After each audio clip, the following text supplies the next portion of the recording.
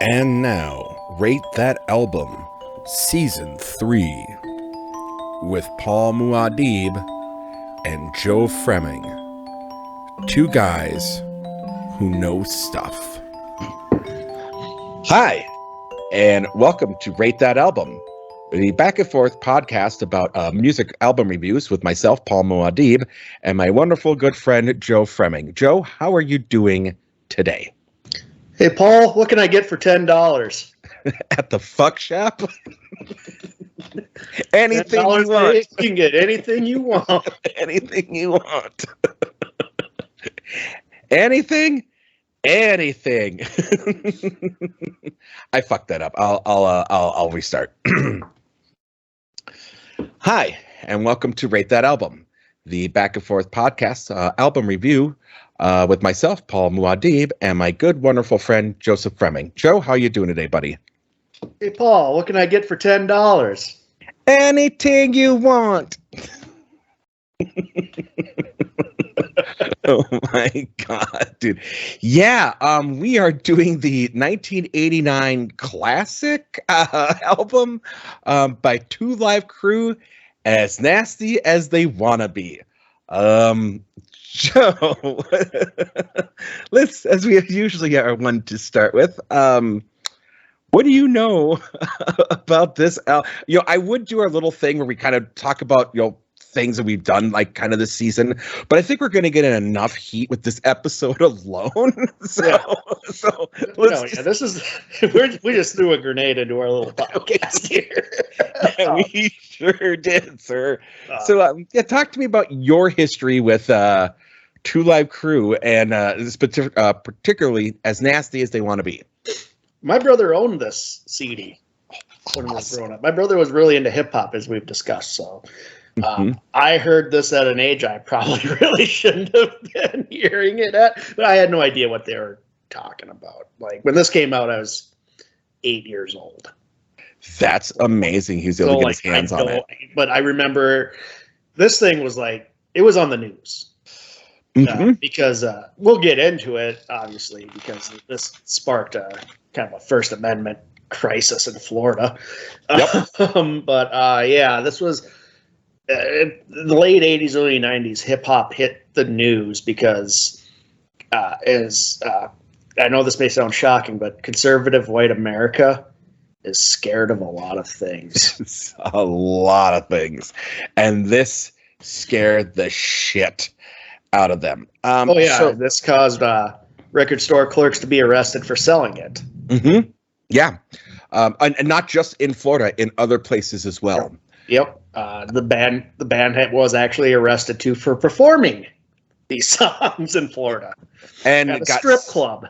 They were performing it at a strip club, and they got arrested. And we'll get to that. So, let's just kind of dive right in here. So, Two Live Crew is a Miami hip hop group, and they're kind of really credited with creating that dirty rap, that Miami bass. I mean, they didn't, I shouldn't say, and again, I always hate crediting people as creating it. They're the ones that made it a forefront. There was people that were doing it, but Two Live Crew was the one that took it to a national level. Now, you had Luke Campbell, who for a time went by Luke Skywalker. Who was sued by George Lucas for that. It's one of the few lawsuits he lost. It's one of the few lawsuits he lost, because he had Luke Skywalker Records. It went by Luke Skywalker, so he got sued, so he just changed it to Luke Records. It went by Uncle Luke for a while. He still goes by Uncle Luke, I think, still. He did. I don't think. Yes. He still goes by Uncle Luke. Then you had Fresh Kid Ice, who was Christopher Wan, who was one of the very first recognized Chinese rappers. And actually, he put out a solo album in 1992, which has the distinction of being the first Asian-centric rap album, called The Chinaman, in obviously Fresh Kid Ice fashion.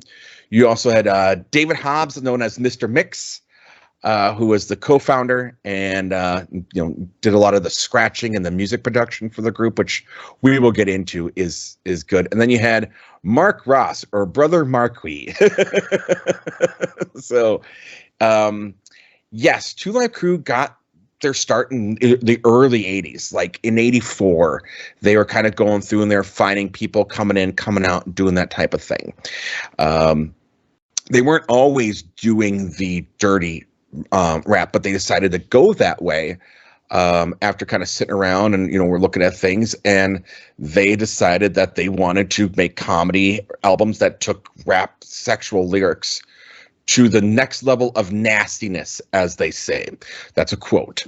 It was really word of mouth that got them going, because places weren't going to play it and things like that. And then by 88, 89, they were putting out their third album, which was this one, As Nasty as They Wanna Be. Where do we even start? Well, let's just start by saying, so this was dropped, and once it started picking up heat, it went off like a grenade. Yes. So the album came out in February of 1989, and it is their largest seller.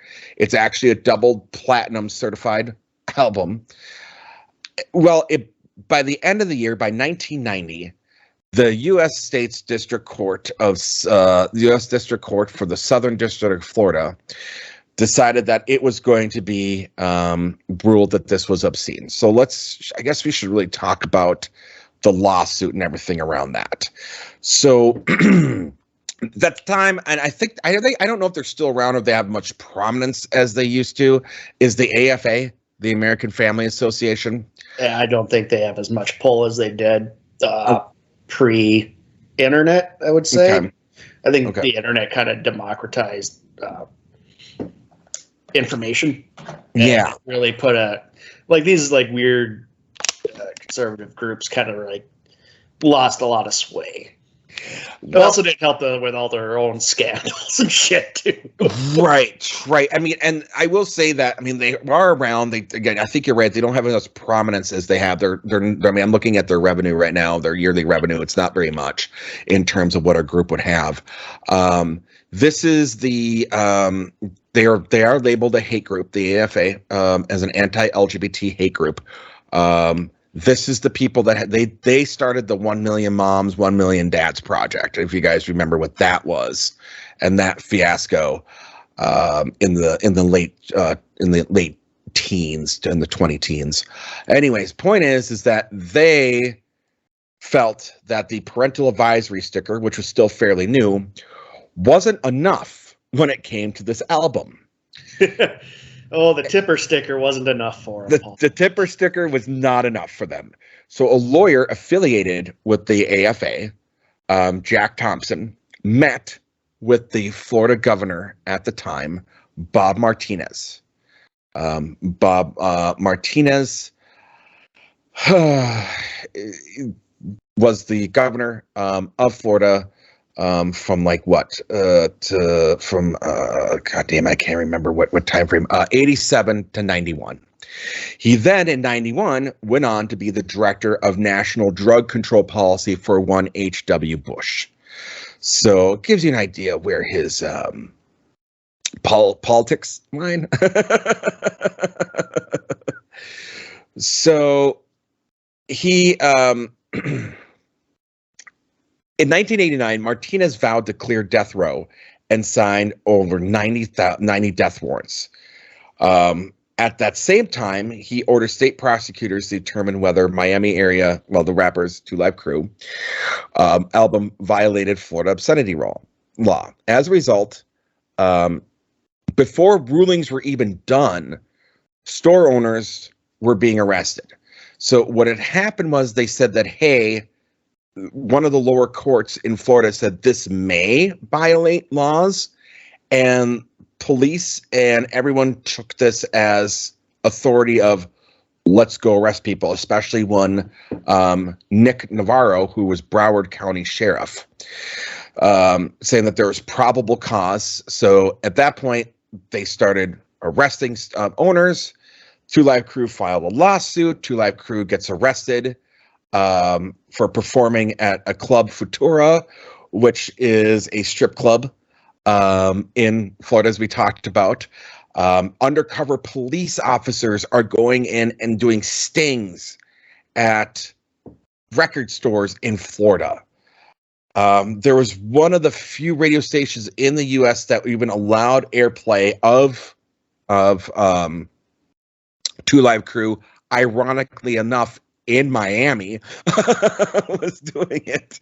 But the thing is that all this really succeeded in doing was drumming up interest. Mm-hmm. Holy shit, the government's going after this album. And there's a lot of free speech advocates. Go ahead, Joe. Yeah, well, nothing's going to gin up people's interest in something more than the government saying they can't have it. Prohibition has never really worked in any way, shape, or form in this country. No, and I think, I remember we had assembly when you and I were kids. We had it about Mortal Kombat. But we had it also, they kind of strung in things. They wouldn't talk about the albums by name, but I remember them bringing up, and there's a lot of music and movies out there that are coming out geared towards your audience, and you should say no to listening and doing that thing. I mean, this was a national emergency. Think about that. Now, in the late 80s, early 90s, we were having such poverty problems, the recession. There were so many other issues that were going on that we're still dealing with. And yet this was the main national focus. As you and I talked about, this was on national news. No one was playing this album until they saw what was going to happen from the courts, because this could have had massive federal, not just in Florida, but just in national repercussions, depending on where this was going to go.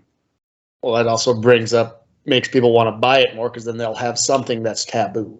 Mm-hmm. I own an illegal album. That's just like Two Live Crew couldn't have asked for better publicity than the White Fright here. Absolutely. Joe, you and I think you watched them. I know I did. We would get our hands on those Faces of Death because the movies, not because I was like disgusting and want to see those things, but it was because it's supposedly illegal. You're not supposed to see this movie, even though they rented them out at video stores. I know, right? Right. But you're a kid, you don't know. Yeah, the kid, you don't know. That's the story. Oh my God, these are illegal. You can't. You're not supposed to watch this. And it's kind of the same thing. I look at it in the late 70s, early 80s with Times Square. Remember when porn became and the peep show and that evolution in Times Square, it started going more and more and more. And as they were doing the crackdowns, people wanted more and more and more and more of it. So yeah, you have this thing. So yeah, I think it's funny that, okay, you're going to put this up as lewd, right? This is obscene. Okay.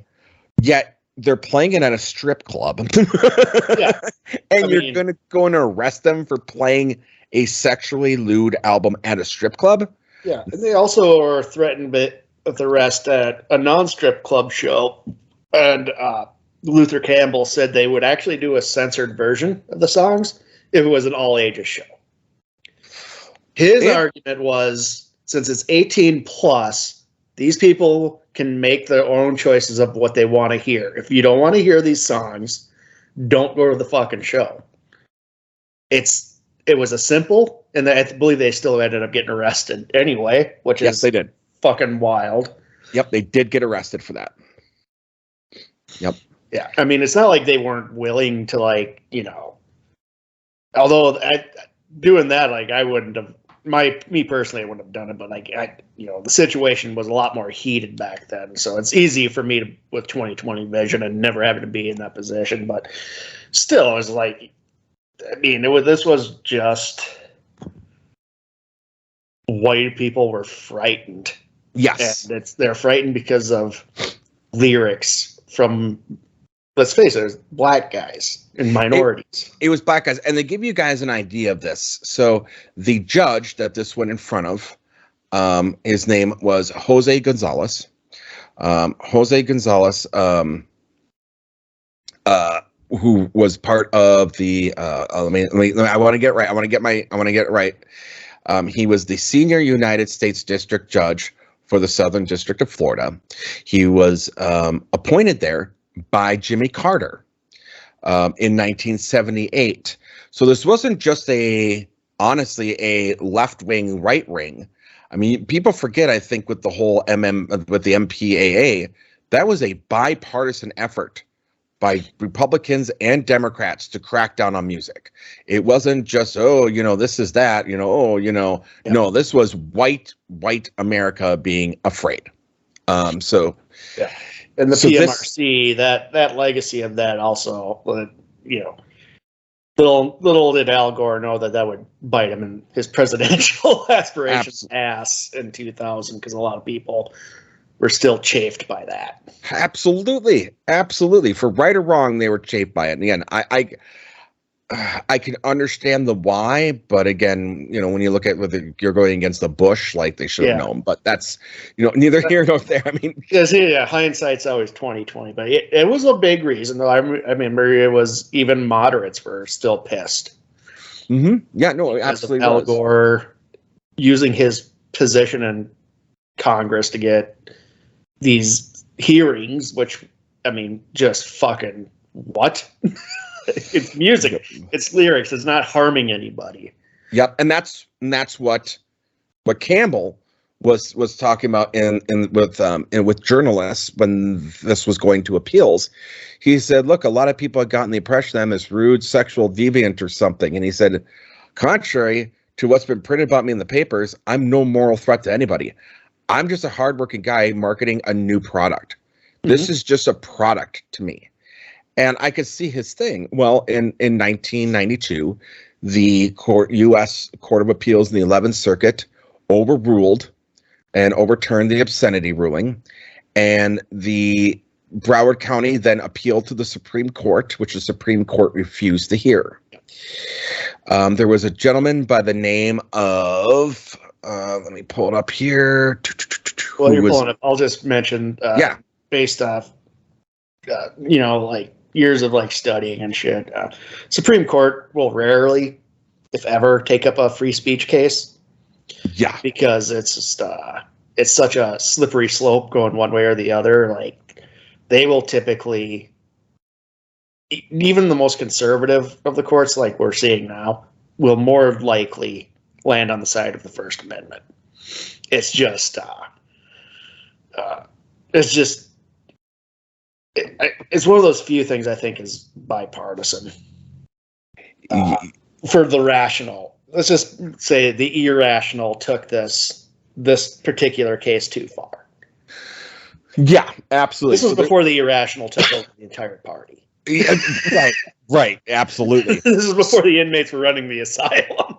So there was a gentleman by the name of Henry Louis Gates, and that name might sound familiar. He is a university professor who went and spoke on behalf and was there and talked about why this wasn't obscenity. And if that name sounds somewhat familiar, hey, I've heard that name before. This is the guy who got the professor at Cambridge who got arrested by the police for supposedly breaking into his own house. When he was trying to get in his own house and someone reported an individual forcing open the front door, and the police arrested him and wouldn't listen to him, that it was his own house. And he was brought by Barack Obama and Joe Biden to come to the White House, and they apologized and everything. That's the same guy, interestingly enough. So even though it was overruled, there were still other people that were being arrested. In Canada, there was a gentleman that was arrested for selling the album. Eventually there was other things that occurred. It started to die down. But the lawsuits and everything weren't over for Two Live Crew and the boys. There is a lot of sampling. I noticed that too. It reminds me of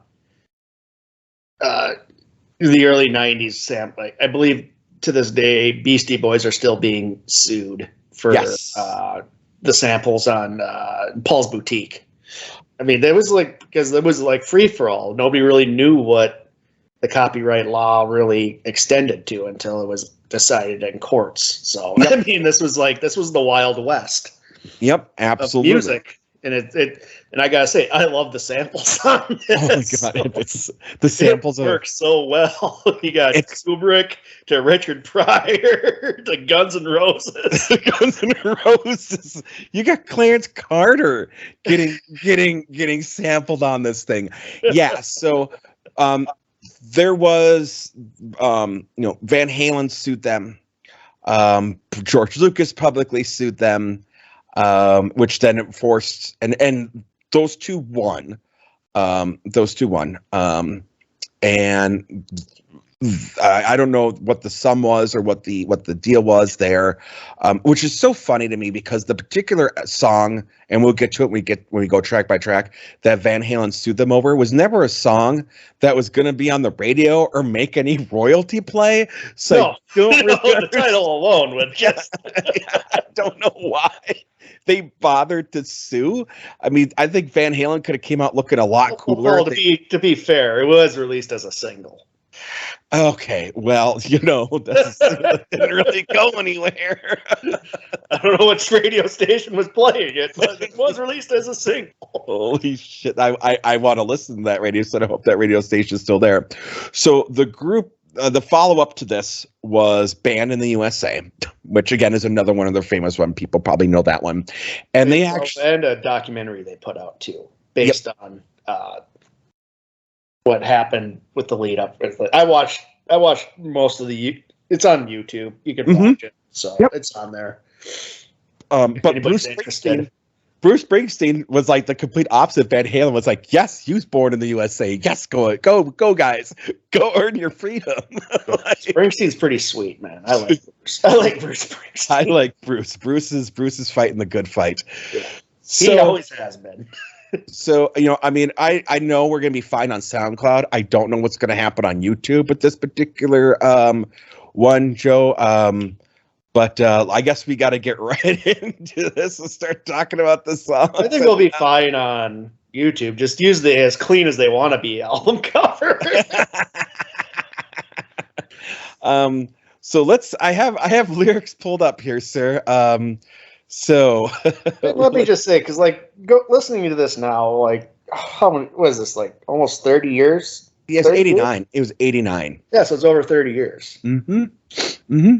I was still quite shocked by some of these. Dude, so was I. I was like, this is progressive in a way. Yeah. I was, if you ever wondered if you'll get strange looks driving around Fargo Moorhead while listening to As Nasty as They Want to Be by Two Live Crew, let me let you know, you will get dirty, weird looks. You will get dirty, weird looks. Dude, you'll get dirty, weird looks driving around certain suburbs of Minneapolis with this sound. Because I did. Did you have your kids in the car too? No. No. Not for this one? Not for this one. Not for this one. I don't blame you. You might have had child services called on you. Yeah, I mean, this is just something, I'm not a prude, but the same token, they're not old enough for this yet. I'm not going to go there. So it opens with Me So Horny, which if you don't know Me So Horny, you've been living under a rock. It's the biggest song off this album. It's the biggest song of their career. It has the hook. It's like their big single. It's this is the song they're known for. Opens with a quote from Full Metal Jacket, where the soldiers are talking to prostitute. Yep, talking to I believe her name was Papillon Susu. Yeah, it's been a hot minute since I watched Full Metal Jacket. I love that movie though. It's a great movie. Yeah, it's a great movie. And it's the lyrics, compared to the What's to Come, they're tamish. These are tame compared to what's gonna come. But to me, this is the song that they're always known for. It's catchy. It is. Which is one of the things the rest of the album really kind of lacks. Yes. a lot of parts. But yeah, this was their this is their big song. This is their big song. So, and I'm going to go through because I want to bring up some of the samples because this is some unusual sampling. And I want to say that the way that a lot of these ones are down, it's downright genius how they came up with music and samples and the way that they use it in these songs. Who was the DJ? I forget. Like it was Mr. Mix. I like this. Yeah, I like this really early-ish hip hop, like rough and tumble DJ work. Oh, it really just appeals to me. I think DJ work's gotten a little too slick. It's got really like the rough beats and the jarring samples. Like I really like that style. So, and the ability to make beats and music out of these unusual samples, right? Oh, yeah. When, like just the creativity that goes into it, and we'll get in that with some of these other songs. But so yeah, there's fragments of, again, Full Metal Jacket, Nancy Sinatra's "These Boots Are Made for Walking," which is part because that's in the movie. Yep. That's why it plays when they're talking to the prostitute. Yes. It has Sex Moans taken from Which Way's Up, starring Richard Pryor. And it takes music from the band Mass Production's song Firecracker. Which, again, you hear those things together and you go, how the fuck did you come up with a song, let alone lyrics like, I'm a dog in heat, a freak without warning, I have an appetite for sex, cause me so horny. I mean, this is, again, this is pretty tame. Yeah, compared to what's going to come.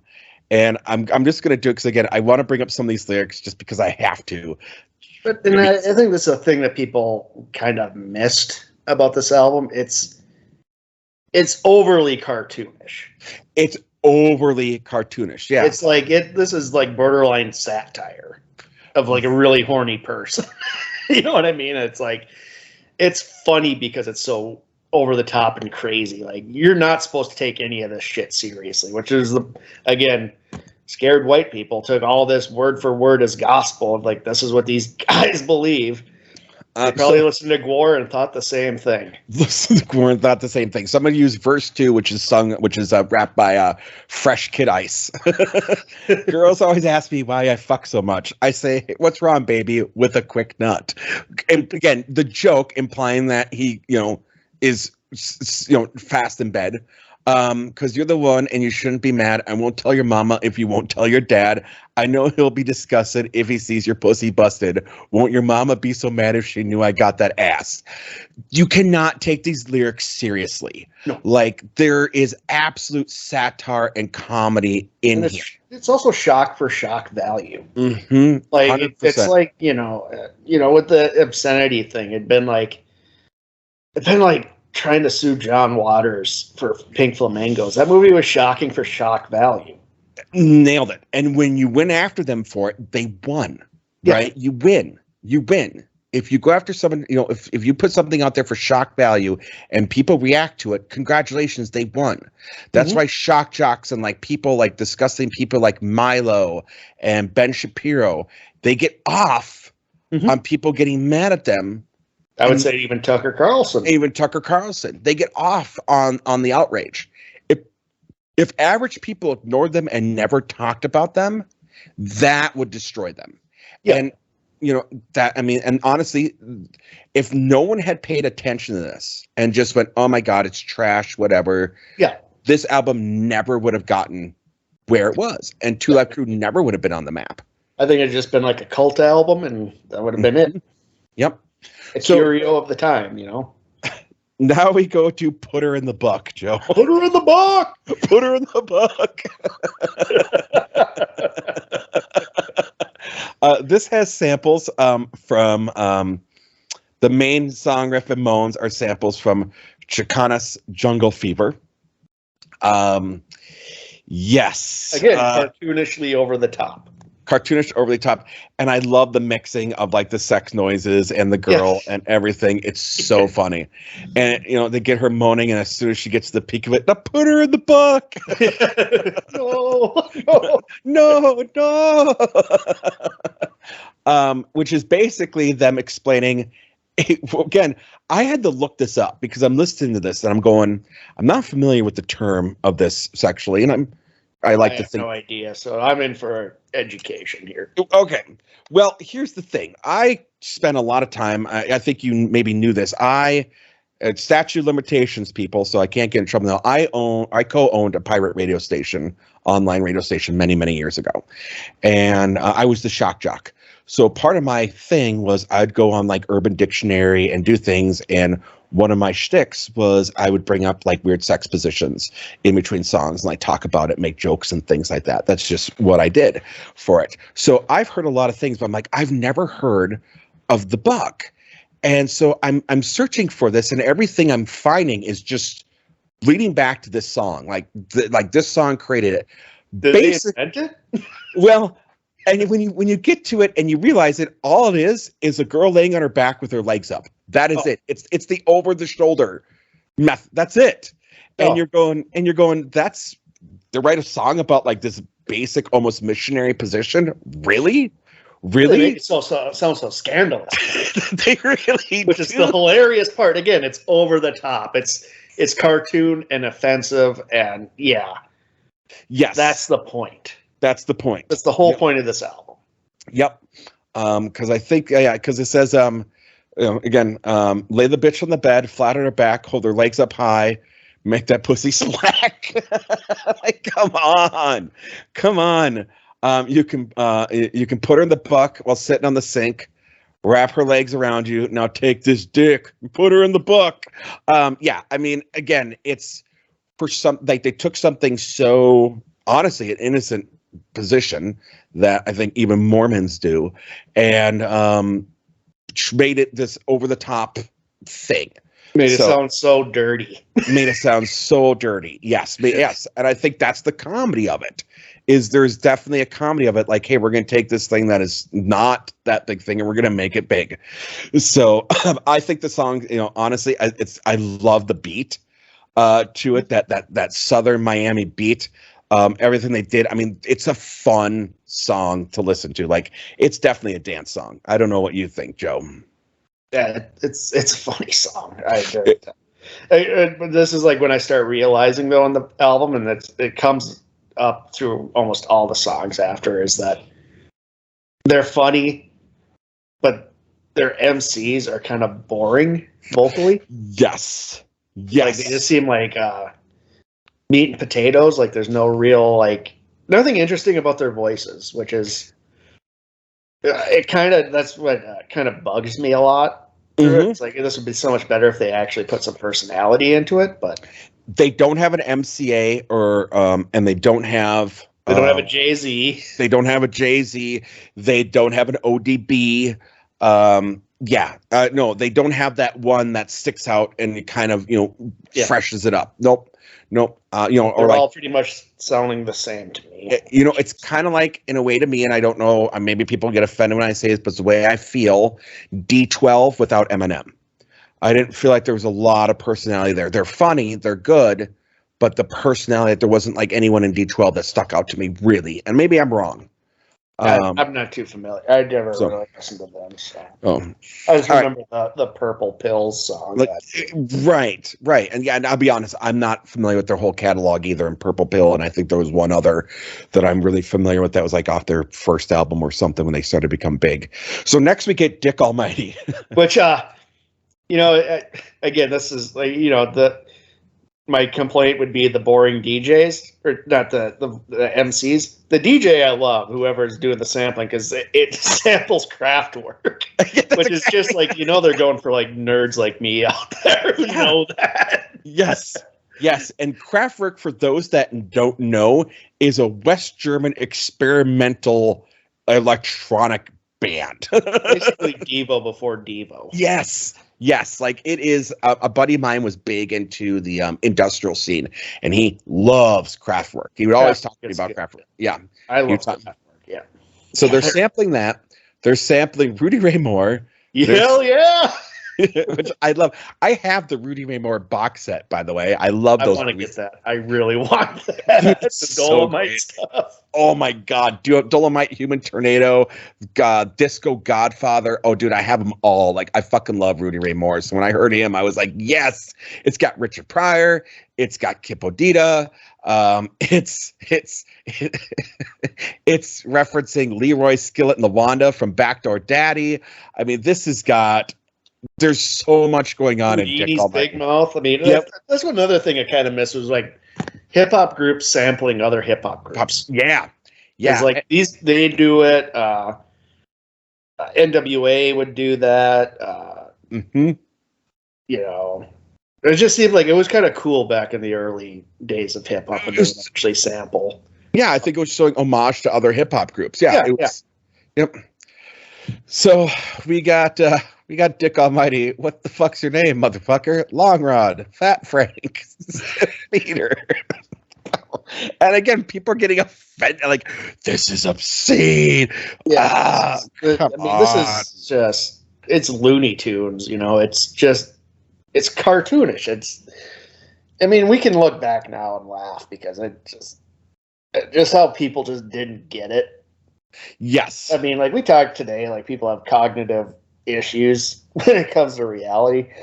People forget how it was late 80s, early 90s. Like people were offended by Prince. Yeah. Tipper Gore. Tipper Gore. But you know, I think a lot of that came from there was a really relatively, I loved the song. I always have loved the song, but I think the song Controversy really offended people because in the uncut version he does the Our Father. And I think that really offended people. Like, oh my God, he's making a mockery of Christianity. So I think they're always going to go after him, regardless of what he did. And also, again, his first, if you look on YouTube and you see Prince's first thing, he basically pulled a Bootsy Collins before Bootsy Collins and was on a diaper, like performing. So yeah. This, I'm not going to really get into the lyrics of this one because this one's difficult to even find one that I could somewhat find. And I've gone offensive with the other two songs. So there's that. But basically the song is all about how his dick will make any woman do anything. Essentially. Yeah, pretty much. He's very proud of his appendage there. He's very proud of his appendage. I guess I can say this one. He says, not the long one. I won't play that shit. Put her ass in the buck. Make it a reference to the other song, Kill the Clit. It's 15 inches long, 8 inches thick. My last name Almighty, my first name Dick. Again, this is just it's over the top. Like I'm really just like, I can't believe that people just didn't get it. No, they didn't get. Now, do we talk about this is the start of someone I think would be considered nowadays, like why I think even people would still be offended if something like this came out, because this doesn't look at the homosexual persuasion very well. No, a lot of, to be fair, a lot of music, especially with like hip hop, and I don't like targeting, but there is a lot of homophobia in hip hop, even going all the way up to Eminem. Mm-hmm. Yeah, no, Jay-Z, and there's references. It's just what it was at the time, and I don't agree with it, but you know, it's there. Like I'm not going to defend it. Nope, I'm not going to defend it either. It was part of. It was part of the culture. Kind of the culture was at the time. I didn't really care for it then. I don't like it now, but it's there, and we can't change it. It's just there. We learn and move on. You know? Yep. And I will say that again, like this again, I know people talk about times and go, well, that's not really an excuse. I argue and go, it's absolutely an excuse because it's the sign of the times. It's what it was. Is it right or wrong? Norm. Like that was the norm. Yeah. Well, people always want to look back with rose-tinted glasses and, well, it'd be different if I was around. No, you wouldn't. No, you wouldn't. Again, you can go on YouTube. It's out there. There's a YouTube that has like a compilation of problematic jokes from the 80s, and people are falling out of their chairs laughing at these jokes, where now I look at, I mean, even listening, I can't even crack a smile. I'm like, that's not funny. You know, I mean, that's comedy is subjective. I mean, you that's why you have people not going back to like the 50s and 40s comedy and being like, oh my God, this guy's, you know, ha ha ha. Most of it wasn't that great except for the actual greats, right? So there you go. Well, even then, when they go back, you know, you can cherry pick Eddie Murphy. Yeah. Which people have done. Which they have done. You know what I mean? You're going to put him to last. And like, again, I don't want to defend it because it was the times, but it was kind of the times. And I don't know if he's ever, you know, reflected back. But it seems like a lot of comedians, at least. No, he has. They'll recognize when they were in the wrong. He was asked about an interview, and he said that he has a hard time going back and listing the parts of Raw because of homophobic. Because of homophobic and things it was at the time. Yeah. But again, it was what it was. I mean, and you listen to that audience, and that audience was dying during those jokes. So understand that it wasn't just a comedian dictating it. It was the humor of the time. People were laughing at it. So, and the last thing I want to bring is I love the Richard Pryor sample. When a woman's about to grab my private personal parts, I wanted to grab my personal private parts. Like so genius. The mixer is just fantastic. Okay. Next, we're going to get Come On Babe. Now, I searched and and I couldn't find the samples for Come On Babe. I'm guessing it was just from a porn movie, honestly. I'm guessing so, too. I'm guessing it was just a porn movie, which this is when we're kind of getting into, like, some of the more forgettable parts of the album. Like, yes. I don't remember a whole lot of this track, because nothing really pops in it. That's what happens. We'll get to, like, the other songs, but it happens where it's just, like, it kind of drags. I'll just say, I Ain't Bullshit and gets really boring. I want to get to that one because we'll get to that, and I'm with you on that. But I will say, I did love the sample for this album, like for this track. Like you had that Miami beat, and then like the girl going "fuck me," and I was like, dude, who would have thought that they could have done where you have the saxophone thing or this trumpet beat going doo doo, and then like it matches what this woman's saying that obviously they saw in a porno. Yeah, like the beats and like it's so inventive, and like I kind of miss that. And hip hop is still inventive, but it's kind of hard because like a lot of everything's been done. Exactly. But it's like since this was still relatively new, it was so experimental, and the people were just taking chances with it, and that was so awesome. And you know, hip hop is still doing that. I just feel like it's not as much because I think people have found their path in the genre, and that's where they kind of stick to. Mm-hmm. From back then, when this came out, it was just like it was the Wild West. It was just like there was no mold. Everybody was creating the mold at this time. Yeah, absolutely. Now, an interesting, as you and I have said, hey, this is kind of where it gets repetitive, you know, and like it's not very interesting. Oddly enough, this song was recorded before Me So Horny and was going to be the first single. That would have been a bad idea. and Luke actually says, I think it's a better song than Me So Horny from a lyrical standpoint, the delivery and rap style. And that may be, but once again, what have we talked about? There's no hook. That's the thing. It's why I barely remember it. You know what I mean? It's like it just doesn't stand out that much. I mean, here's the thing. You can have like the greatest lyrics and be rapping it and shit, but if there's nothing to make anything to stand out with it, you have to be like the greatest MC to sell it. Yeah, these guys can't sell it because, as we discussed, they're pretty plain MCs. Like, so I don't want to be like as a dig because you know you look back, it's still they're like I said, they're creating the molds. So a lot of people they don't sound as confident on the mic. Mm-hmm. I think as maybe they would have been if you know they've been around a little bit longer. Right. I mean, if this had been maybe their sixth album, but this was their third album, and it was really when we say their quote third album, the other two were like garage, like underground albums. Like they didn't really go anywhere. Like this was their first real album. Okay. I'm going to bring up some lyrics here, Joe. Love is the key to end all your woes. You'll be my bitch, not a dirty hoe. Together as one we will be. I'll be fucking you and you'll be sucking me. Then lick my ass up and down. Lick it till your tongue turns doo-doo brown. Don't try to be slick. Give me a kiss. Come on, baby. We can do this. Yep. Yep. It's lyrically better. It's lyrically better than... I would say it's pretty much on par with me so far. Exactly. It's just as cartoonish. Maybe slightly more vulgar. Yeah, I mean, it is because they're talking about, rimming and things like that, I guess. And yeah, I mean, there's a few things in there, but I don't know. I think it's, I love how the ending of it. I think that type of sexual activity is disgusting. Again, they know what they were doing. Yeah. They knew exactly what they were doing. They knew exactly what they were doing.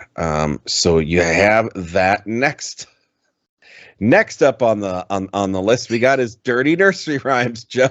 Oh yeah, inspired by Andrew Dice Clay, another controversial figure around this time.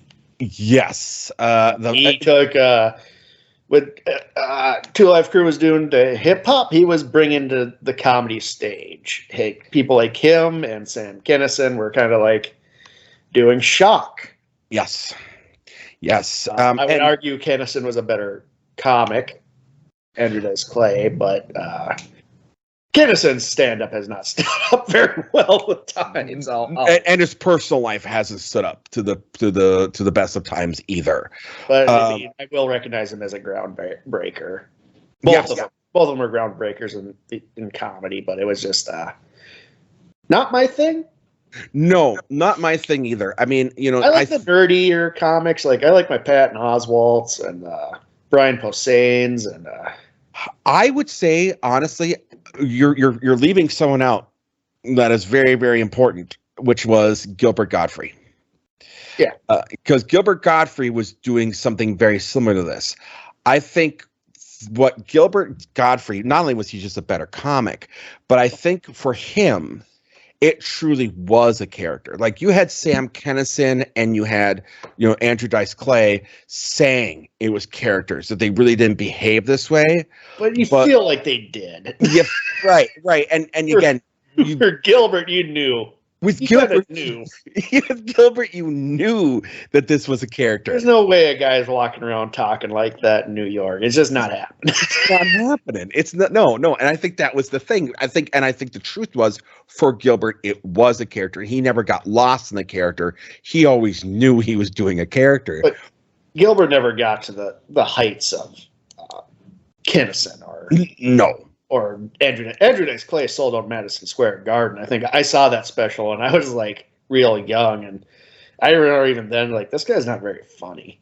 No. And again, this is one of those things. This would be a great one for people to go back to and watch and be like, this is what people were laughing at the time. Yeah. Again, Kinison was a better comic. I think I preferred more some of what he was saying because I looked at Sam Kinison as a poor man's Bill Hicks. Yeah. I actually think Kinison, had he not died, would have become a better comic. I would agree with that. I think, he was out of control. He had his demons, and I watched documentaries on Sam Kinison, and again, not a good person. He had his problems, but I'll always love him and his cameo in Back to School. Well, you know what? Dangerfield, he's the unhinged Vietnam vet. He's the unhinged. Yes, absolutely.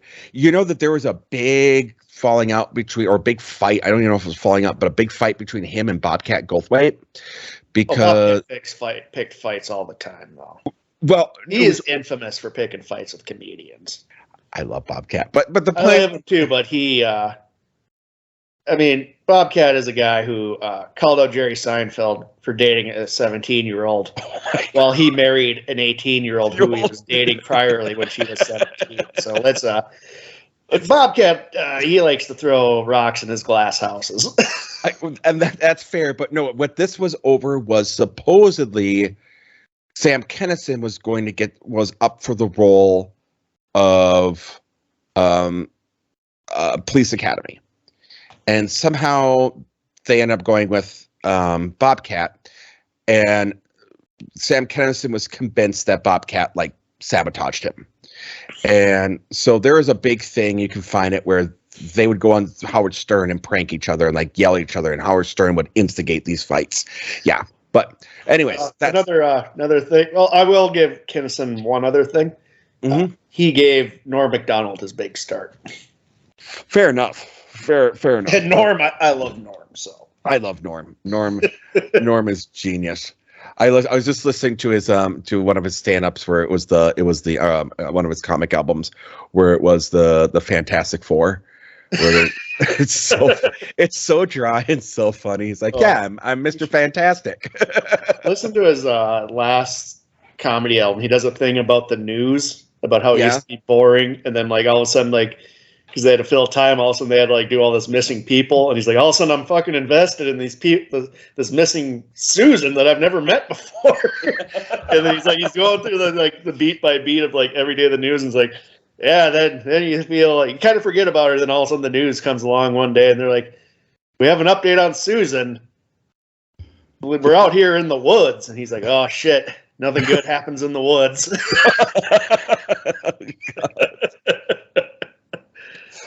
So, Nursery Rhymes. So basically, it's Days Clay's Nursery Rhymes stand-up. Yep. Just mixed in a little bit. I mean, there's a sample of Cheech and Chong, Earache My Eye. Yeah. Catch my record, man. Yeah, I mean, which one do I go with? It's kind of redundant. I mean, if you're already familiar with the Dice Clay thing, this is kind of... Yeah. It's basically the same thing. I mean, it's raunchy and quite jarring. Yeah, and I think this is one of the first time where you can say hip hop was calling out weaves as well. Yeah. So there was that. This I think was the first I can remember them calling out weaves. Next you get Break It Down. This one was I was kind of forgettable to me.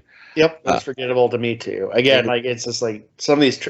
This album I think would be a lot better if they cut 5 songs. Yes, and then would make it a tight. Because it's at 18, it's pretty a double long. album. It's a double album that they put out, and it's just it doesn't warrant being a double album. And with this particular one, this is one of those songs that doesn't fit the mold of the album. This is not a offensive song.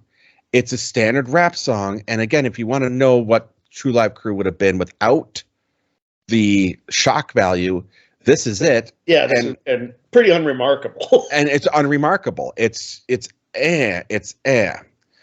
But then we go into Two Live Blues. We go into Two Live Blues. Which kind of bring, at least, like, here's the thing. They'll throw these boring tracks, but it'll be followed up by, like, something, like, so fucking weird. Yes. And this is literally a blues song. It's a blues song, and it's sampling Clarence Carter, of all fucking people. And I'm going to bring up verse 3, Fresh Kid Ice. Since my baby left me, I've been doing well on my own. Fucked the neighbor's wife and broke up a happy home. Now the bitch want to live with me. This long dick Chinese.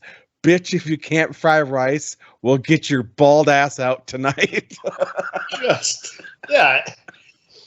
That's like I often I'm just patiently waiting. You know, like YouTube has those reaction videos. And I'll sometimes go through my personal hell of watching millennials, or not millennials, Gen Z, watch like things that like they think is controversial, like Seinfeld. Yes. Or The Office. I watch and I'm like, oh my god! And there's always like the 2 kids who actually get it. The other people are like, that's just so offensive, and it's like Seinfeld is offensive. I want to see some Gen Z's like reaction video to Two Live Blues. Two Live Blues. I'm gonna do another one by Mr. Mix. I met this raggedy bitch down at the southwest 8th Street. I fucked that bitch from the head to the top of her head to the bunions on her motherfucking feet. I said, bitch, as long as your pussy is, it's a goddamn sin. I gotta hold an ironing board across your chest to keep from falling in. Oh my god! Like it's a blues song, but it's not a blues song. Yeah. I think this is clever. I mean, Yeah. in terms of a rap blues song that's filthy. Like this is something like, okay, you guys were on something. It's memorable. It stands out. Where Break It On Down has nothing to make it stand out. No. And speaking of not really getting it to stand out is I Ain't Bullshitting. Which is just like, it's like a diss track. And here's the problem with diss tracks a lot of the time is like time is not kind to them. Yes. And the fact that I don't know who any of these fucking people are. Like, so if you listen to like classic diss tracks, at least like you kind of know who, like Jay-Z, Nas, you know who they are because they're prominent. These guys are like dissing people I've never fucking heard of, and I'm not an expert on hip hop, but I like to think that I know a little bit at least, and I have no idea who any of these people are. So, and before we did this, I did some digging, like, because I wanted to know, like, okay, I'm like, when I were listening to this, I'm like, there's a story here. There's a story. And they're not telling the story very good. And I want to know the story. So I went out and I was looking up, like, what it was. And they've done like 3 or 4 versions of this song, like on various albums throughout the years. Kind of like they have their Megamix that they do. They put out this I Ain't Bullshit, and this became kind of like a staple for some of their albums. I can't find anything on MC Shine that they talk about. I have no idea who R is. I have no idea who the one MC and the DJ is, and the initials CL. I'm guessing they're just hyper local Miami hip hop acts that never went anywhere. Well, the thing that confused me is they're saying, because they're bitching about Chicago tour. I mean, not Chicago, New York tours. So I'm like, okay, so they try to do something up in New York and couldn't get anywhere. So you're going after New York rappers, but ones nobody's ever heard. Yeah. You're not going after KRS-One or anything. You're going.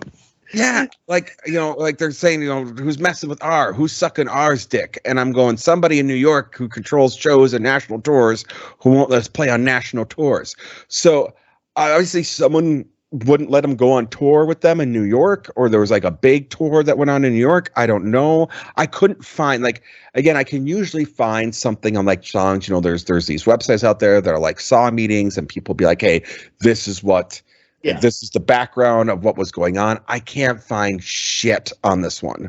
So, yeah, I mean, as a diss track, it's fine. I mean, I do like the fact that they did sample, again, Richard Pryor off a Crap Game, which is a funny, if you haven't heard this bit, his Crap Game bit, it's a funny bit, and it's again, the DJ, and I ain't shit, and I ain't bullshitting, bet wasn't shit. That type of thing. I like that, but the rest of it was Yeah, because I don't know who these people are. Like, exactly. I'm not invested in Miami hip hop in 1991. I mean, it's just, and I think people in Miami in 1991 who are into hip hop are like, probably a lot of them are like, who are these people? Yep. Yeah. I was hoping to find something for the podcast about what it was, and no, I couldn't find anything about it out there.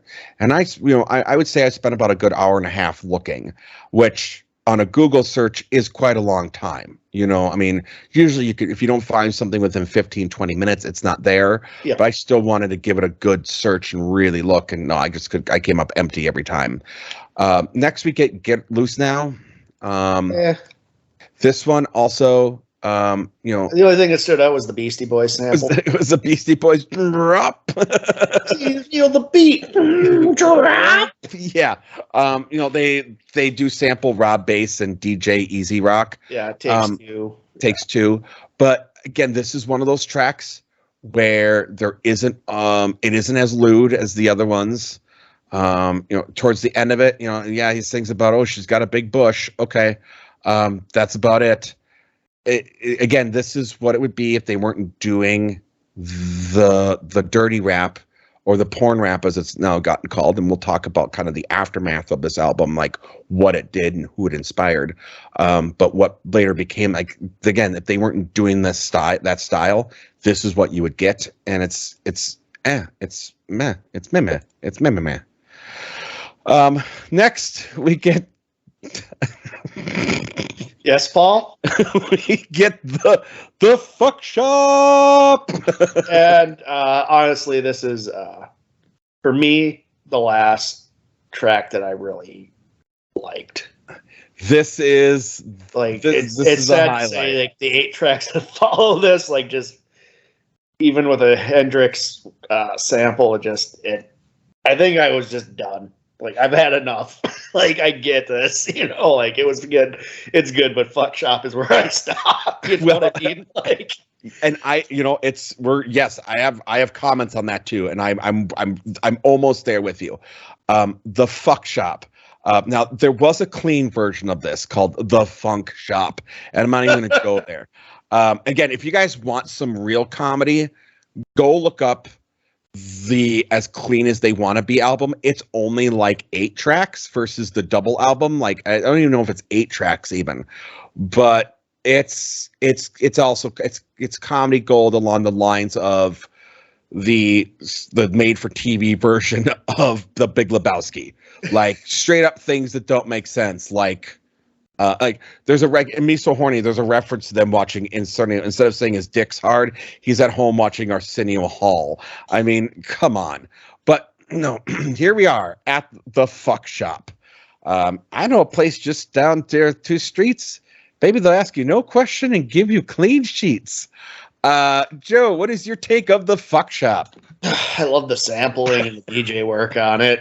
Again, at this point, at the lyrics, like, I'm almost desensitized by it all. Yes. At this point, which is, again, this is where I kind of like, if I were to listen to this again, I would probably stop at this. Like, I've had, I get it. Mm-hmm. But they decided to go with like 8 more songs. This should not have been a double album. No, and we'll definitely get to why. No, it should not. But I like the DJ work. I like how it starts with the "Sweet Child of Mine." That's so brilliant. That's so brilliant. Ain't Talking About Love as like the main kind of hook. As the main hook. I did say when it opened with "Sweet Child of Mine," I busted out laughing. And I was waiting for it to come back. It doesn't come back like they used it once. They used it for like 2 seconds. I think they went, yeah, Axl Rose will probably sue us, but Van Halen, no. Oops. Well, you guys guessed wrong on that one. So, yes, they sample Ain't Talking About Love. They sample more Leroy Skillet and LaWanda from Backdoor Daddy, Music Explosions, A Little Bit of Soul, and Sweet Child of Mine. This is, I think, an album highlight to me. Yeah, it's good. It's good. This is should have just ended on it. Yeah. Again, getting to it. There's only one place to go where the price is right, just to fuck a hoe. It's always popular with the girls and the guys because for all my money, it's the best buy. $10, 2 hours is the time to stay. It's more than enough time to slay. Every room has a bed and also a sink a sink so you can wash your dick after fucking the pink. But be careful the things that you use because you can get arrested for sex abuse. So if you hit the door and the panties drop, a lot of sucking and fucking at the fuck shop. It's so funny. Yeah, it's over. It boggles my mind that people didn't get it. It just didn't get it. I mean, they have I gotta think about it. So when I saw this one, like when I picked out this album, I saw they had a song on this album called "The Fuck Shop." Like immediately, I was like, "Oh my god, I gotta hear this. This is gonna be hilarious." You think it's near the Love Shack? I think it's just right down. I think it's right down from the road from the Love Shack. Right down the road from it's the reason the fuck shop is the reason why the Love Shack's tin roof rusted. So yeah, no, I think again, I want to know the mindset of America, of white America in the late 80s, where they have a song called "The Fuck Shop" and they're scared. What? Like what? It's You've been weird. listening It too seemed much. like everybody's really scared in the early 90s, and then it just kind of stopped. Yeah, it's weird, isn't it? Like, Yeah. I think because you had all the fear mongering that was going on, and then people realized like nothing's happening. Yeah, I think a lot of people were after a while was like, I just don't care enough. You know what I mean? Like, it just seemed like after this came out, all of a sudden you had like your Marilyn Mansons and your Nine Inch Nails, and you had all this like it was just like people were just like, oh my god, I can't be angry and all this shit all the time. I really think I think it was overload. I think Eminem, you know. I think it's just I think it was overload because, and we'll get to that. We'll get to more. Well, I'll get to it now, I guess, because one of the things that came from this, briefly, is supposedly Carly B is considered porn rap, which no, she did one song called WAP, and there was a short explosion about it. And that was it. Like, people just dropped it because Ben Shapiro came out looking real bad. Yeah, he came out really strange. He always comes out looking really strange with his hot takes. Yeah. It's funny, once again, to quote Norm Macdonald, it's not ha-ha funny. It's like a Woody Allen movie. It's a ha-ha strange, like a Woody Allen marriage. Yeah. Yeah, and if you don't know what we're talking about, just look up Ben Shapiro WAP. Just look that up, and you'll know. You'll know. I don't have to bring it up here. I mean, WAP came out, and I was like, Little Kim was doing that in the early 2000s, and nobody batted an eye. Like, no one batted. Yeah, no one batted. Like, why was that the one that Yeah, I'm with you on that one. Like, again, Little Kim was. We'll get into it because there's more. There's more. All right. Yeah. Fuck Shop. I really feel like this was a highlight. This would have been a great mic drop for the album. And I think had it ended here, honestly, this would have been a really solid album. Yep. If you really wanted to, you could have dropped like the other 8 tracks, like as a deluxe version or whatever. Yep. But you guys front loaded the album. Now it's a downward spiral. So like they're just padding at this point. It gets it's kind of obnoxious. Yeah. I'm with you. You're going to be blowing through these ones because I really don't have a whole lot to say about them. Well, so the next one is If You Believe in Having Sex, which I will say, good on them for having, like, this is definitely a song that you do live. Right? Like, this is the one for the fans that you get to do live because there is obvious interaction going on here. And this would be cool as a live, like if I could get a live performance of them doing this live, I'd actually be interested to see it because it is a funny, like what they're having people do. It's funny. But overall, like, again, this is just as an album, you're listening to it, you're laughing, but you're not getting the participation. Like, this again is a song that you do live. Do you agree with that? Yeah. Yeah. Okay. So there's really not much I can say here. All it is just what you'd see, like, okay, now repeat after me, and then he gets the crowd saying things. Yeah. And it's typically, the band versus on CD or streaming or whatever. It really just doesn't work. It doesn't work. On record, it doesn't work. No, it doesn't. No, it doesn't work. My 7 Bizzos with the Hendrix riff, and that's the only thing I really remember. Yeah, I was so about this point. Now, again, I travel for work and do that type of thing. Usually around this time, I'm sure where I'm going to be getting to. I drive all over, whatever.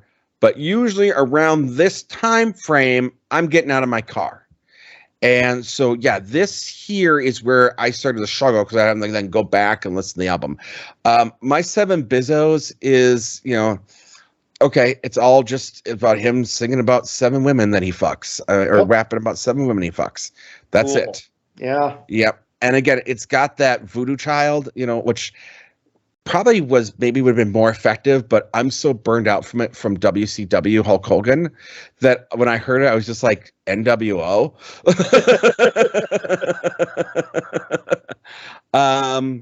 Now you get the fuck out of my house, which again has Eddie Murphy and it's doing Laid Back's White Horse.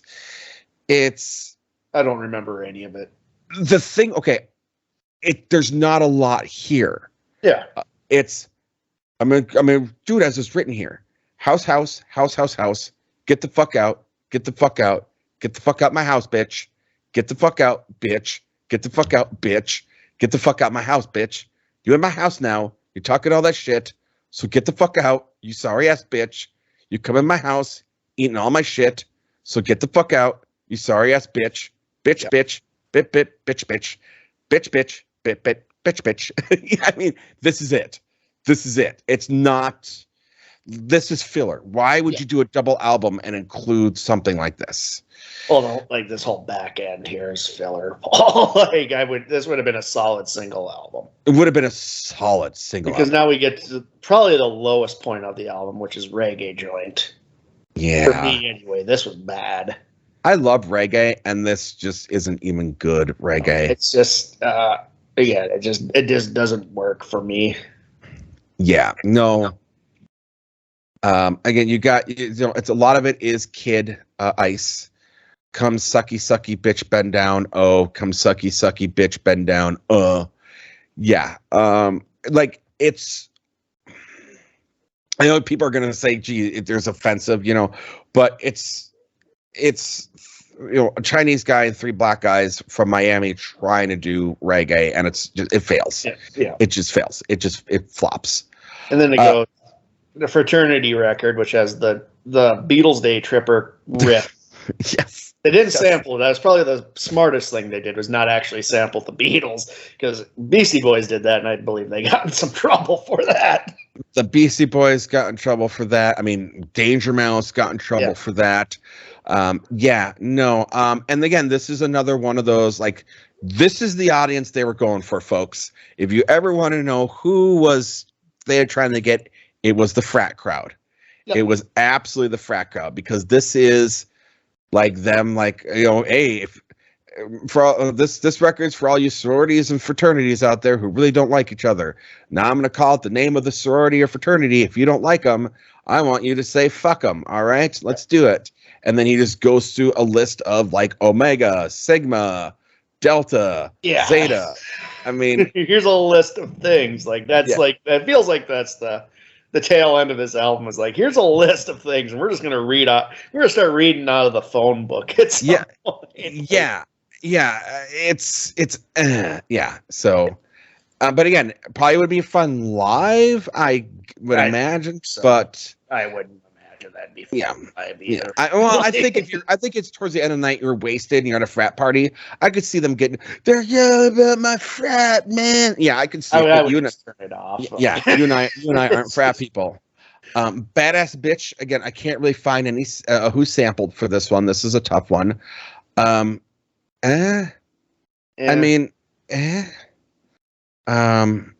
Again, it's not what you think about a badass bitch. It's just about a bitch that could take his 15-inch long, 8-inch thick dick.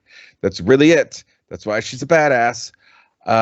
You haven't got that by now. Yeah, we haven't got that by now. This is you apparently have not been paying attention. Yeah. Megamix. This one. Yeah, this is just DJ work, which it's all right. Like I said, I like the DJ stuff about this album, so like this wasn't bad to me. It felt awkward. Yes, it felt awkward. And again, it just felt like padding. Like this would have been kind of cool as a B-side, maybe. Right, and again, they're using Kraftwerk again. Yeah. But all lyrics and everything are just coming from Kraftwerk. It's just might as well just listen to Kraftwerk. Right. I mean, it's cool hearing how he did it and what his interpretation of it. Absolutely. Again, like that's cool.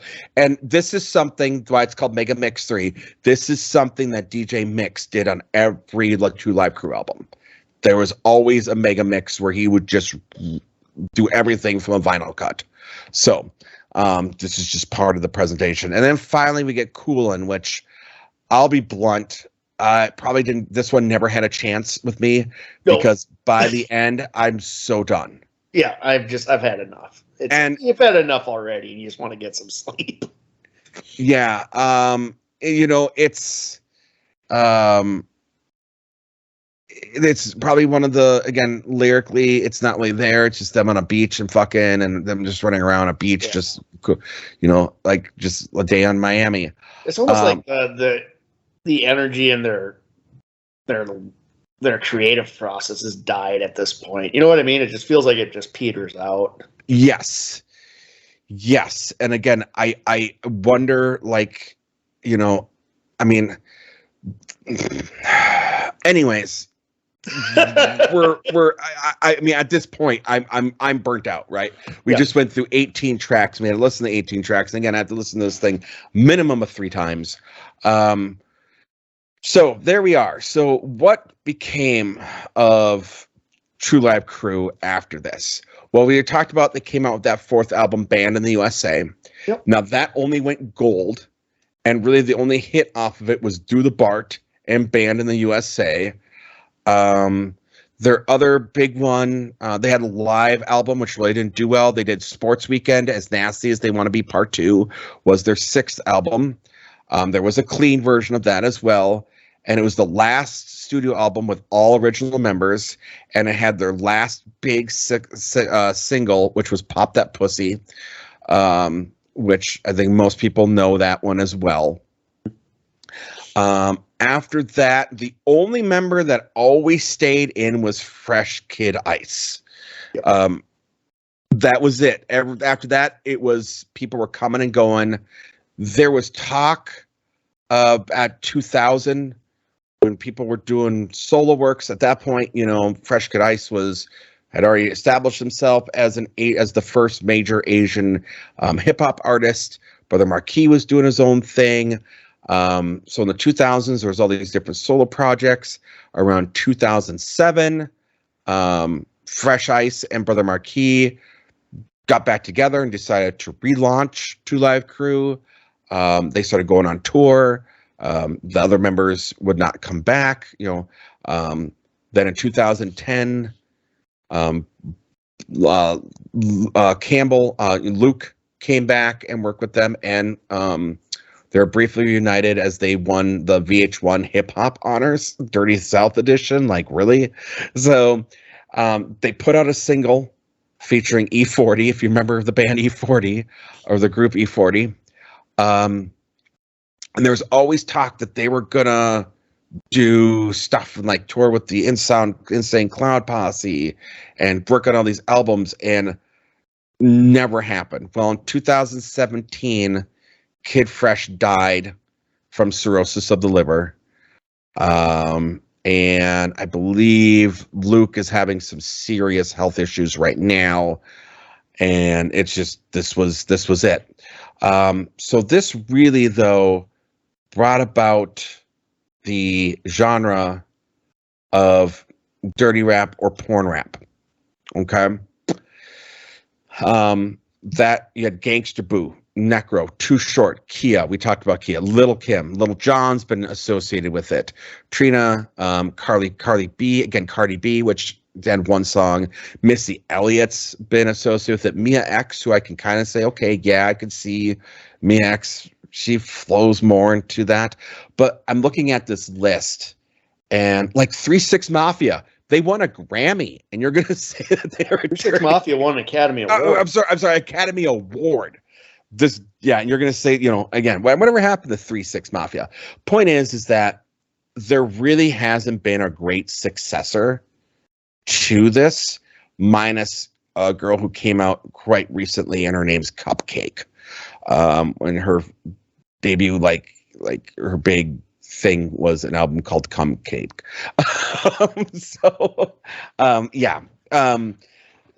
It's there, but it's not to the prominence. There's usually like 1 or 2 tracks on an album that will do it, but nothing to the level that I think True Live Crew has done, unless you have something out there that maybe I don't know about, Joe. No, I would say probably the closest, in my opinion, would be Little Kim. Yeah, look, okay. Cool Keith, I should bring up Cool Keith. There is that. He did have an album called like Porn Again, which was a pornocore concept album. or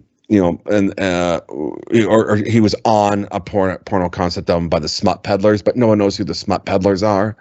But yes, Little Kim, I would say probably the most famous of them. Yeah. And again, it wasn't every track like this, though.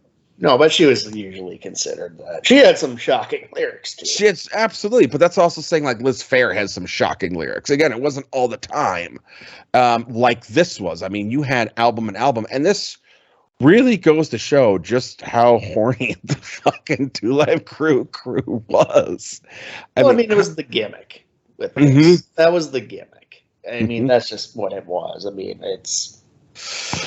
Give credit where credit is due. They are able to rap the shit out of dick and pussy all over the place and somehow make it somewhat interesting throughout it. You know? I mean, again, we're burned out by the end, but it's just because the shock value is done. Yeah, the shock value wears off. It's... You know, I get upset, especially with them putting in Cardi B. Because I feel like Cardi B, yes, she did WAP, she did Wet Ass Pussy. Of course she did Wet Ass Pussy. But, you know, she sings more of female empowerment. It's not really like hardcore in your face like this was or like WAP was. And again, that whole album, WAP was a single, really. Yeah. It wasn't a concept album around Wet Ass Pussy. Now, Cardi B wants to put out a concept album around WAP. I'm in all day. Like I will own 3 of that because I would love to see something like this come to prominence. Because again, I listen to that. I know people got offended. I can't. It's so funny. Yeah. How do you take any of that and get offended? You know, I mean. Well, I can see being offended because that's kind of the point, but like actually taking it seriously was the thing that confuses me. Like it's offensive, and then when you realize what they're doing, they're like, "Oh, okay." And most people should have just been like, "All right," and just went on with their day. But the early '90s was a different time. And getting back to Cardi B and with WAP, right? I think the right people. God, Paul. Just hang on. You're dragging this on like the end of the fucking Two Live Crew album. Hang on, no, I'm going to get to this because I think what did offend people, and it typically was guys, right? Was because she's talking about dudes with big dicks, and I think like Ben Shapiro and people got really offended, like, oh my god, blah, blah, blah, blah, blah. And I think had it been the vice versa, right? Like. Again, Two Live Crew singing about, rapping about big dick. So singing a big dick. They're like, oh yeah, that's what a guy does. Guys rap, oh yeah, we got a big dick. But when a girl does it, oh man, masculinity is attacked. So there we go. Anyways, Joe, at the end of the day, would you recommend As Nasty as They Want to Be by Two Live Crew? Yeah, it's entertaining. It is prepare for the drop after the fuck shop. Yeah, it just drops in quality, and I don't know what the reasoning behind it, but this is what happens when you're padding out an album, and so like you said, it's a double album, so they padded the hell out of the second half of this album, which really bad, really does a disservice to the first half, in my opinion. But it's still a classic. It's a classic hip hop album. I, of course, listen to it, and just even by 2022 standards, and me who's lived through a lot of weird shit in pop culture, and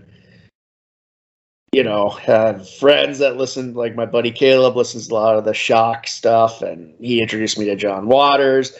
Even by today's standards, this album is quite shocking. So yeah, just prepare for it. Just prepare for it. If you are easily offended, this is not for you.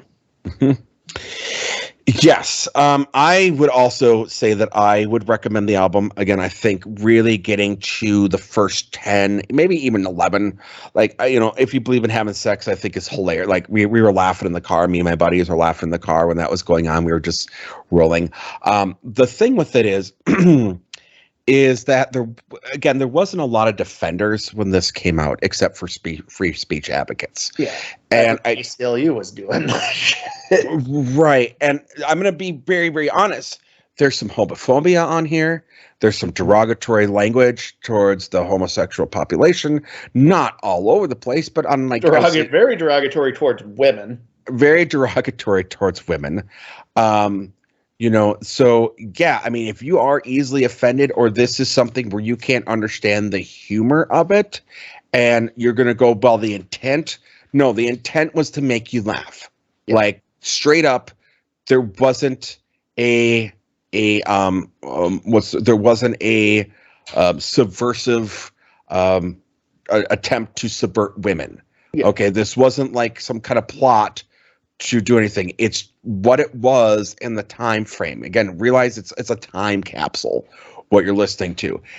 If you are a fan of beats and sampling and the wild DJ work is fantastic. Fantastic. Again, the fact that he took some of these things and made these beats and samples out of this really does speak. Again, you can look at this and go, it's elementary, it's kindergarten, it's playground, speak, whatever, it's juvenile, but the beats, it's locker room talk, Paul. Yeah, it's locker room talk, Joe.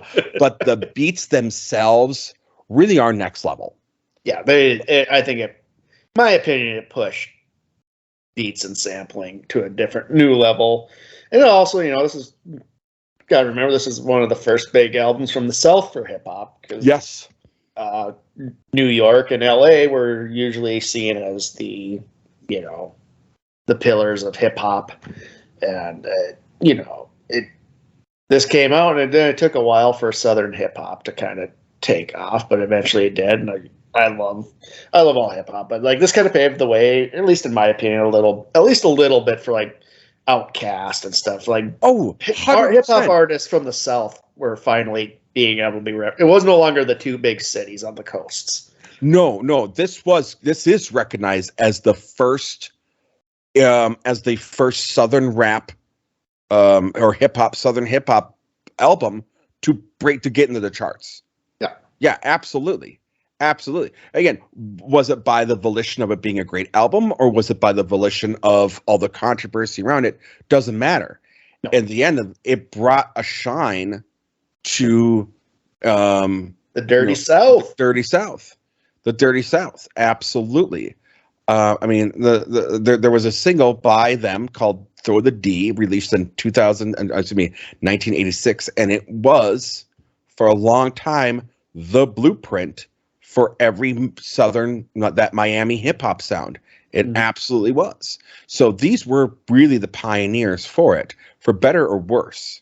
Now again, for those of you that have, issues with what I was talking about, I'm going to leave you with a little bit here of what the gentleman Gates, the professor, who was brought on the stand and spoke about freedom of speech.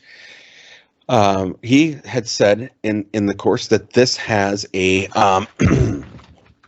where I want to find it here so I get it correctly, that there is a lot of African American vernacular, history, and importance brought in by this album that has important roots for African American vernacular, games, literary traditions, and should be protected. That came straight from a Cambridge College professor in 1992. Yep. So, that's